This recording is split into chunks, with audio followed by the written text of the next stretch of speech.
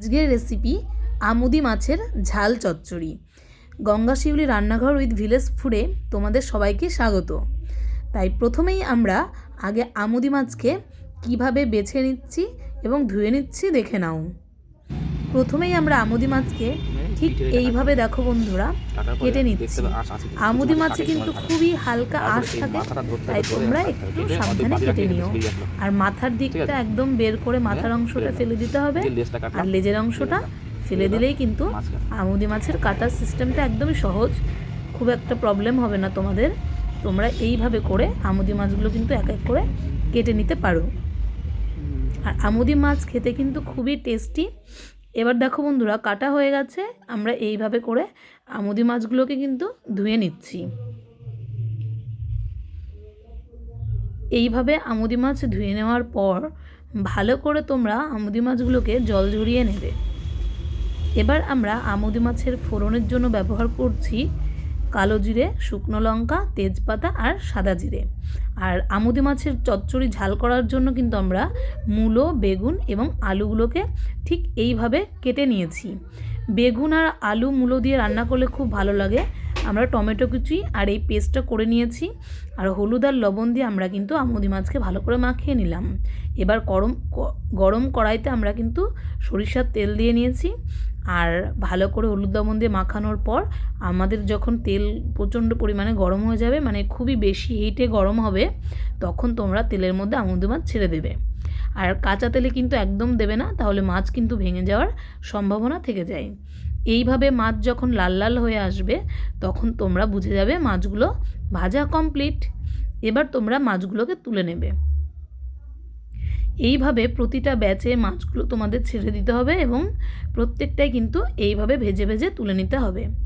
এবার আমরা কিন্তু ওই যে কড়াই রয়েছে, কড়াইয়ে তেল, সেই তেলের মধ্যেই আমরা সমস্ত উপকরণ ভেজে নেব। মানে আলু এবং মূলো একসঙ্গে হলুদ লবণ দিয়ে আমরা ভেজে নেব এইভাবে লাল লাল করে। তারপর ওই তেলেই কিন্তু আমরা দিয়ে দেব বেগুন কাটা। বেগুনগুলো একদম হলুদ আর লবণ দিয়ে হালকা করে এইভাবে ভেজে নেব।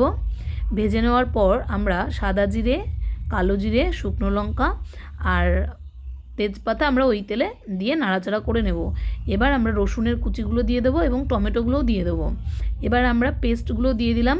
এই পেস্টের মধ্যে কিন্তু আদা, জিরে, কালো জিরে, শুকনো লঙ্কা, কাঁচা লঙ্কা পেস্ট করা ছিল। এবার আমরা আলু ভাজা আর মূলো ভাজাগুলোকে দিয়ে দিয়েছি, দিয়ে কিন্তু ভালো করে কষিয়ে আমরা গরম জল দিয়ে দিলাম। গরম জল দিয়ে দিলাম পরিমাণ মতো, যাতে আলু এবং মূলোগুলো গলে যায়, এবং এর মধ্যে একটু স্বাদের জন্য আমরা লবণ দিয়ে দিয়েছি।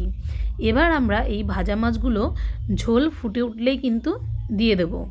এইভাবে ঝোল যখন ফুটতে থাকবে তখন তোমরা ভাজা মাছগুলো দেওয়ার আগে বেগুনের ভাজাগুলো দিয়ে দেবে, কারণ বেগুন যেহেতু খুব তাড়াতাড়ি গলে যায়, তাই তোমরা বেগুনগুলো লাস্টের দিকেই দেবে, আর তারপরেই তোমরা মাছগুলো দিয়ে দেবে। এইভাবে আমুদি মাছের তোমরা যদি ঝাল করো খুবই সুন্দর টেস্ট লাগবে আর খেতেও খুব ভালো লাগবে। এবার লাস্টে আমরা দিয়ে দিলাম গুঁড়ো গরম মশলা, আর গুঁড়ো গরম মশলা দিয়ে একটু নাড়াচাড়া করেই রেডি হয়ে যাবে তোমাদের আমুদি মাছের ঝাল। দেখো বন্ধুরা ঠিক এই রকম হয়েছে, আর বাড়ির সবাই খেয়ে কিন্তু খুবই প্রশংসা করেছে। তোমরাও এইভাবে কিন্তু আমুদি মাছের তেল ঝাল বা আমুদি মাছের চচ্চড়ির ঝাল করে নিতে পারো, বা আমুদি মাছের পাতলা ঝোলও করে নিতে পারো। ধন্যবাদ আমাদের ভিডিওটি দেখার জন্য।